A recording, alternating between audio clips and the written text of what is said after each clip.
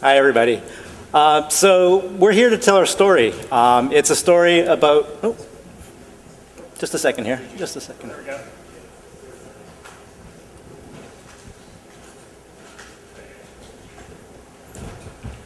Okay, so we're here to tell our story. It's a story about a writer who joins an API team, meets a tester on that team, and discovers ways in which we can work together to improve our product, help our customers, and enjoy our jobs.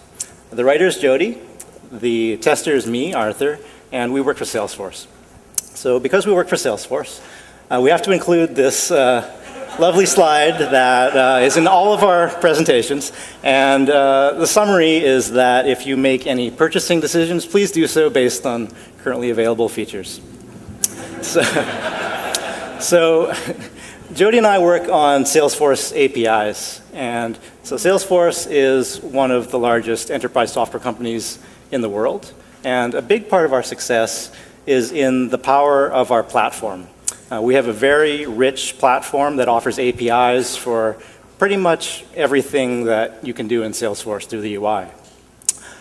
And so I'm a tester on the API team. It's also called a quality engineer.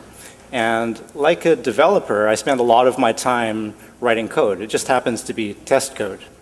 I also spend a lot of my time studying what customers are doing with their product, and I try to anticipate what they might do with their APIs. This can be tricky because our customers are very creative.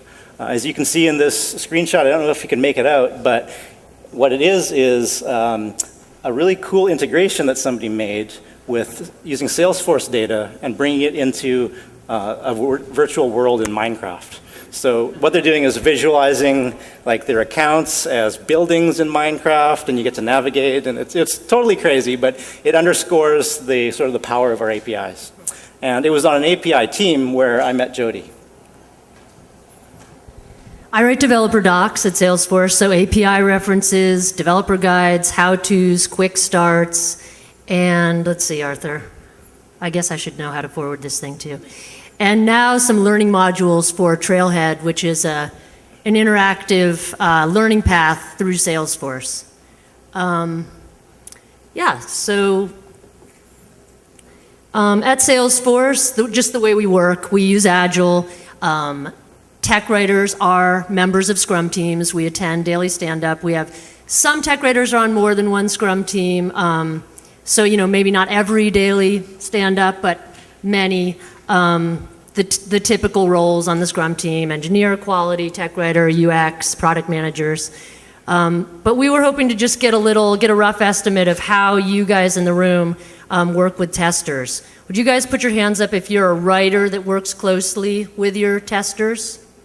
And keep them up if you work with them on tech reviews, code samples, anything else?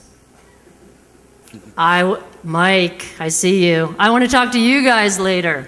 Find us, because we always want to figure out new ways to work together. And are any of you here testers like Arthur? There are a few, be proud. And are any of you guys devs who do your own testing? Many. Okay, cool. So yes, the tech writer's job to document all the details of the API, but also to explain the best ways to use it. And you can sort of consider these as my tools. I don't know if you can make it out, but you've got your chisels, your hammers. I like to take things apart, figure out how things work, and try to break things. So it might seem that at first glance that as tech writer and tester, our roles are in conflict because the job of the tech writer is to explain while the job of the tester is to break. But what Jody and I found was that we actually have quite similar goals, and those goals all revolve around delivering the best possible experience to our users.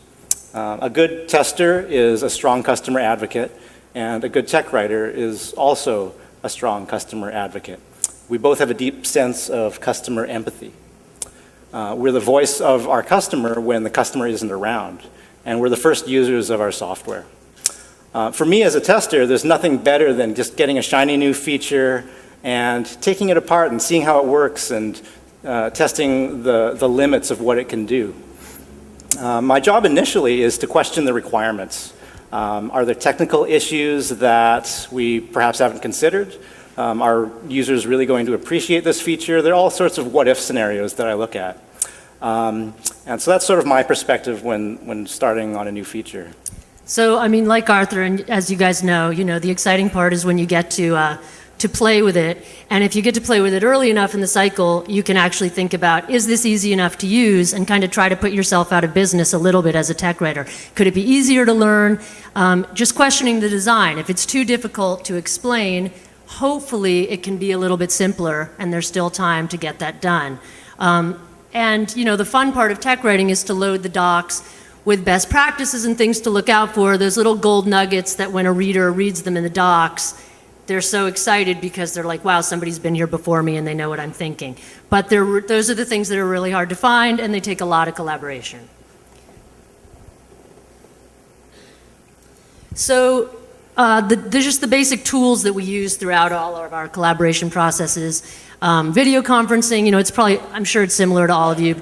Video conferencing, persistent chat, which I love because, when you come back to your desk, instead of just going through email and seeing all the tediousness of your work life, you get to catch up on the content, but also the commentary around the content and the GIFs. Don't forget about the GIFs.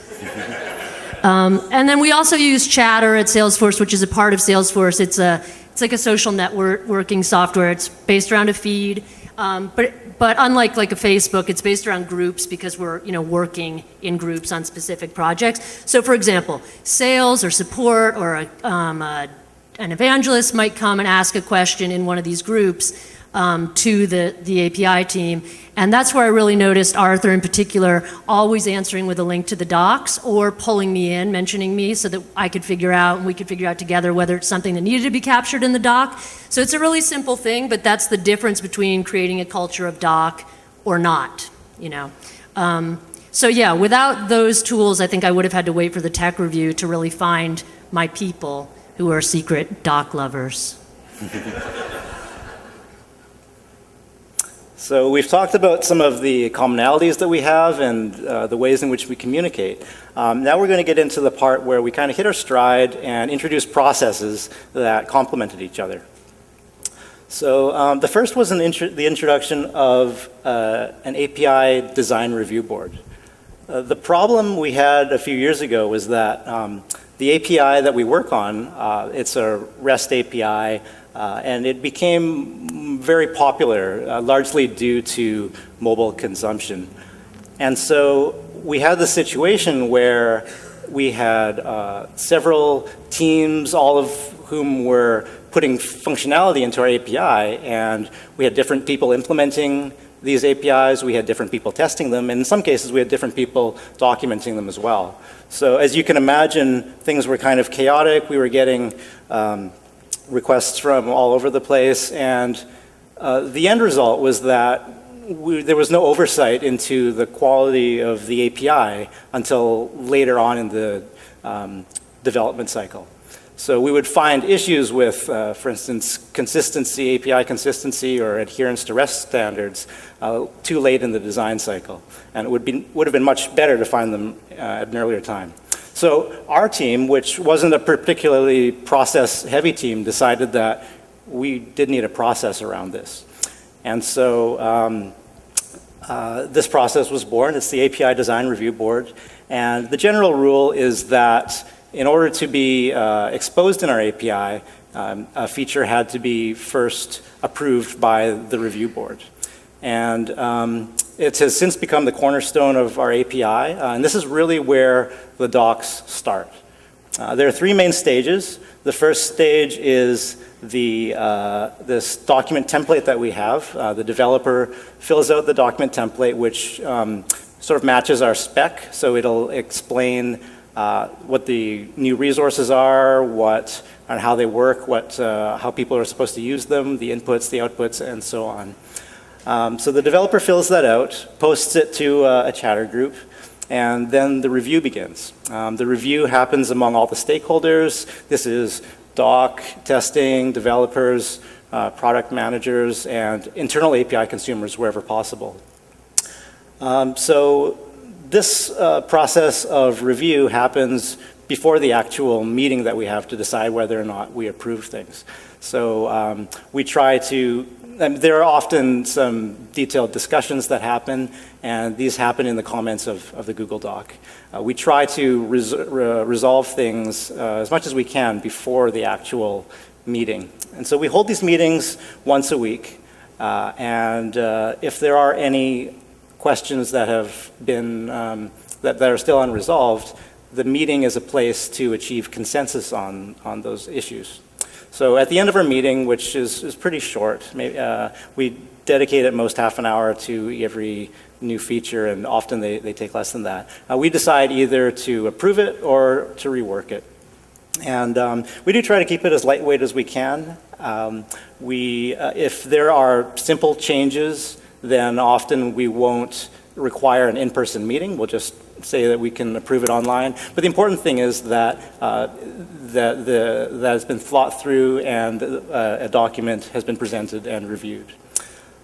Now, what's great about the API Design Review Board, and it was kind of a game changer for doc and QA, is that it gives us as writer and tester and a chance to give input very early on in the development cycle.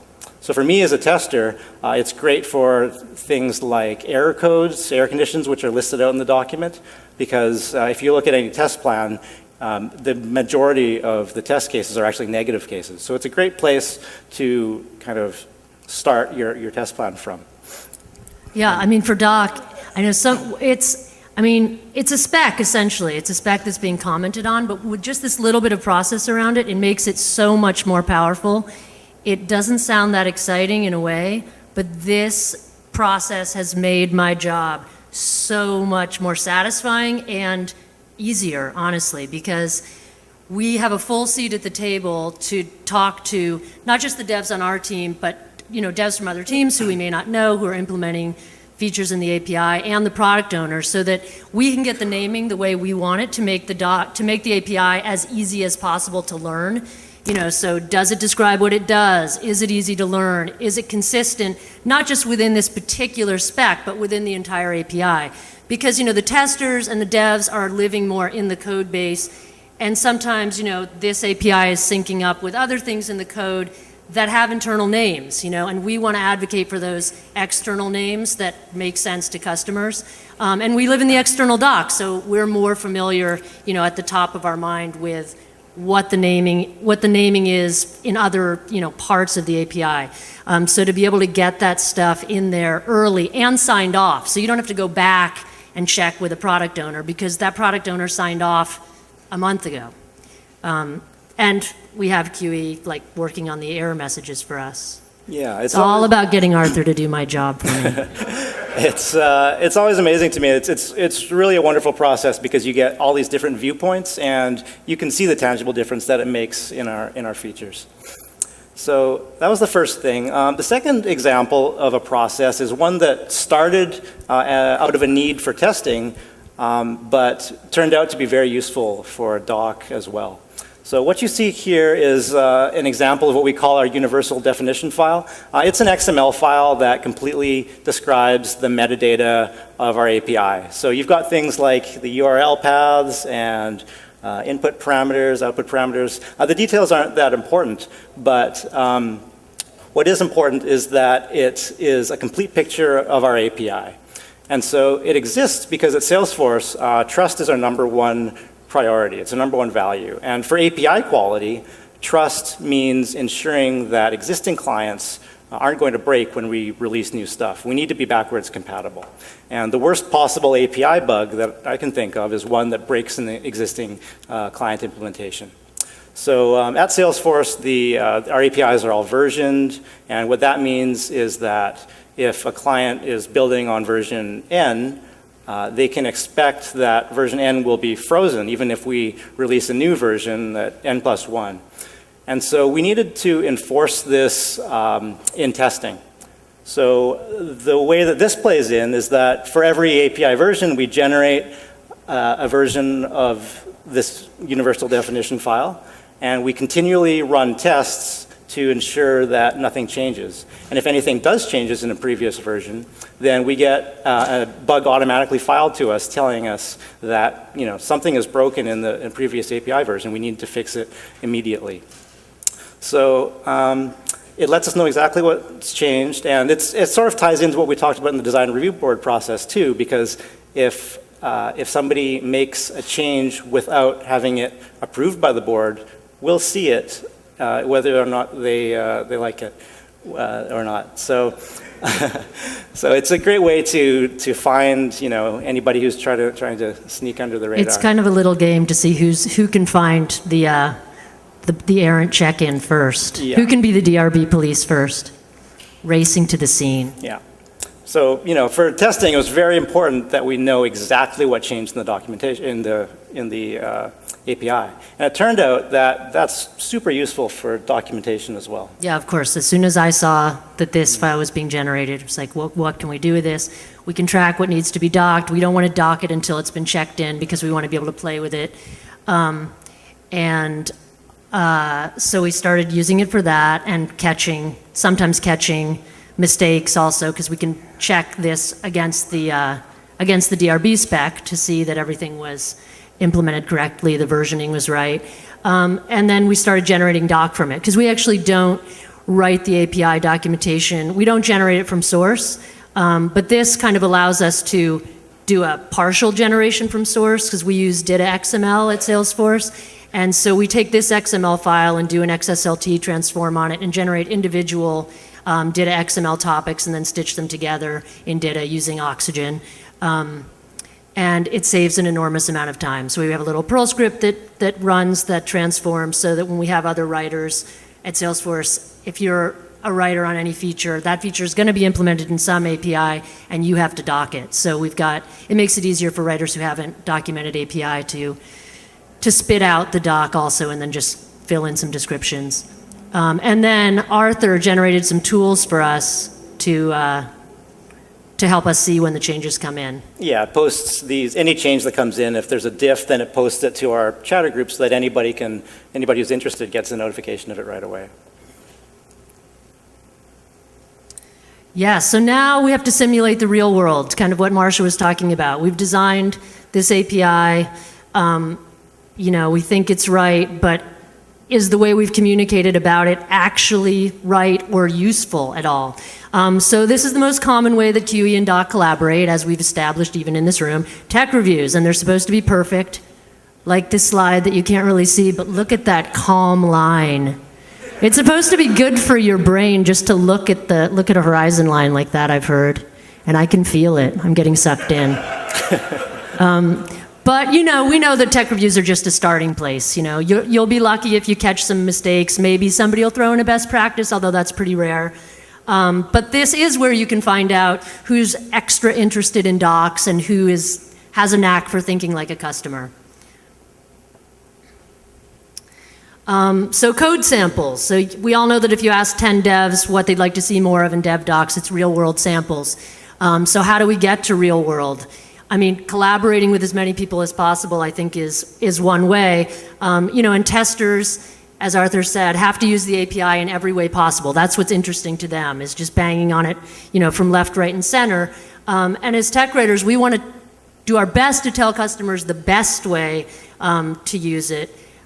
So finding a tester, finding anyone on your team who's interested in trying to think like a customer is really helpful. But if you don't have anybody who's naturally like that, I think some questions help people get there. Like, instead of saying, what's the use case, or how do you use this, saying, why would a customer use this? Actually using the word customer. It sounds like a little thing, but people don't actually assume that you're thinking from the point of view of a customer. And they're not naturally thinking from the point of view of a customer, because they're thinking from the point of view of their role. So why would a customer use this? And just zooming out until you have a really specific persona in mind.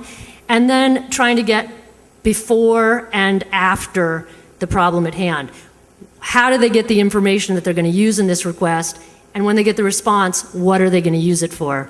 And just keep asking until you understand or file product bugs, which is one way to gain a little goodwill, so that when you need Arthur to make a cool tool for you. He remembers that bug you filed that one time.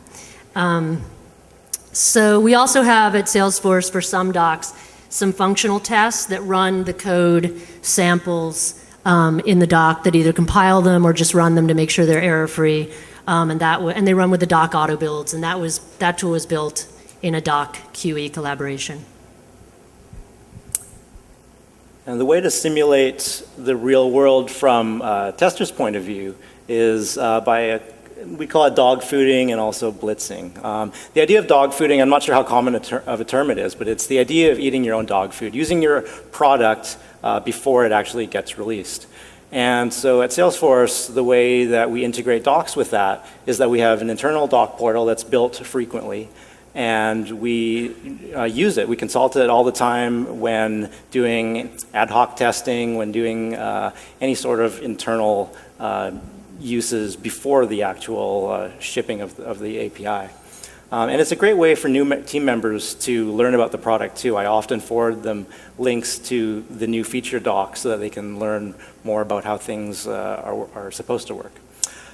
And the other way is through blitzing. A blitz is sort of like a coordinated activity, a coordinated attack on a certain part of the code. And historically, APIs are difficult to generate a lot of interest in blitzing. We've found that it's been it's been more successful to have a strategy where we assemble a group of blitzers, give them the docs, and give them a series of tasks of increasing difficulty. And we find that it's sort of more of a challenge that way. And we also encourage them to file doc bugs whenever things are unclear or maybe not even right. And so in a lot of cases, we've found that there are actually more doc bugs submitted than actual product bugs, which I think is great. So working in the real world, the simulation is over. The customers are playing with the API. Arthur and I actually really love going into the forums to see what the customers are doing. This is where you find the answers to the questions that you were guessing at, in the previous stages. What are the users doing? Do the docs help them do it? Are they finding the docs? So actually, this is my third time at Write the Docs, and one of my favorite talks was Kevin Hales from 2013. I don't know if any of you remember, but he started a company called Woofoo, and he talked a lot about how they have a support-driven dev team at Woofoo. I mean, they since had sold to SurveyMonkey, but he cited a user interface engineering study from 2011 that found that direct exposure to customers of at least 2 hours every 6 weeks improved the UX design. And it didn't matter how many customers they were exposed to. It could, it was about that amount of exposure and no less than every 6 weeks. So it's just a hypothesis that might also be true for doc or testing or dev, but I think it's a pretty interesting idea. We were just talking last night actually about how a really old architect at Salesforce who's been around forever is one of the most active participants in several customer forums, and he even left Salesforce and he's still in there. So it's obviously really a lot of people think it's really valuable. But writers are often hesitant to go in because it's scary. We're not going to know all the answers, and we could end up spending all our time in there. So it's obviously really helpful to have a QE or a dev, anybody else on your team standing by that you can reach out to so you can collaborate on some of these answers, and even just to decide whether you should answer a specific question or whether you should, leave it to the community. But one trick that we came up with at Salesforce, a colleague of mine, it's a really simple thing, but I thought it was actually kind of profound at the time, was go in and only look at questions that have been answered, actually. Because you look at them and you see, was it answered with a link to the docs? If it was, great. If it wasn't, can it be answered with a link to the docs? Is the doc out there for it? If so, add a link. Leave a comment that says, hey, I know this has been answered, but I just wanted to, also add this link to the doc, because it's going to improve the page rank of the doc and just keep generating that feedback loop, that culture of doc. And if the content isn't there, you file the doc bug. And then if you want to go a little deeper and look at questions that haven't been answered, again, Just do the search. Can they be answered with existing doc? Do you think they should be? In other words, is it not an edge case or a really unique scenario? And if they should and they aren't, then file the bug again. And if it's something that you don't think can be answered by existing doc, just let it lie and let somebody else dig into it so that you don't waste all your time and get freaked out. Yeah, Jody and I collaborate a lot via the customer forums, and we even set up an integration. This is kind of interesting for like our Stack Exchange, Twitter questions, and also on our dev forums. We set up an integration so that whenever new questions get posted on the topics that we care about, we get a message almost in real time into our chat room. So it's been a really cool way to kind of get a pulse to see, what customers are working on right now and what kind of problems they're experiencing. So that's highly recommended. So this is just a quick example of a doc that was created based on feedback and in collaboration with QE. And we actually also collaborated with a front-end dev at Salesforce. I think there was a UX person in the room. But so we have this social feed, and the API that we work on in part exposes that feed. So Arthur let me know that he was getting requests from QE and dev internally, either new people to Salesforce or people that weren't on our team, who wanted to know more about how the feed was composed and how we lay it out. And we were also seeing a lot of questions about that in the forums. So the information was in the API reference, of course, but it was clear that people needed more explicit information about the pieces and some prescriptive content. So we created a series of topics about what the feed is, and most importantly, that prescriptive content about how clients should use the API to render the feed. Yeah. Yeah, this was so valuable both internally and externally. I constantly forward this to new team members so they can get a better idea of how the API works. Yeah, the only other thing I think I forgot to say early on that I think is kind of cool is that our team is actually geographically distributed highly. I mean, we have there are only a couple offices in which we have multiple members. We've got Arthur's from Vancouver, I'm from Portland. We have people in Seattle, people in San Francisco, people in Boulder. And I think we realized at one point that the reason that we're so functional and we're a really tight team is not because we're geographically distributed. I mean, it's not in spite of it, it's because of it, because all our communication is online, the social stuff too. So I just thought that was kind of interesting, and I'd be interested to hear if any of you have that same experience. So yeah, we've reached the end of our talk. We've described ways in which we collaborate as writer and tester. And what we really want to urge you to do is to seek out these new ways to collaborate, whether it's writer and tester or writer and support engineer, whatever it is. Look beyond your role, because that's where things can get really interesting. Thank you. Thank you. Enjoy the conference.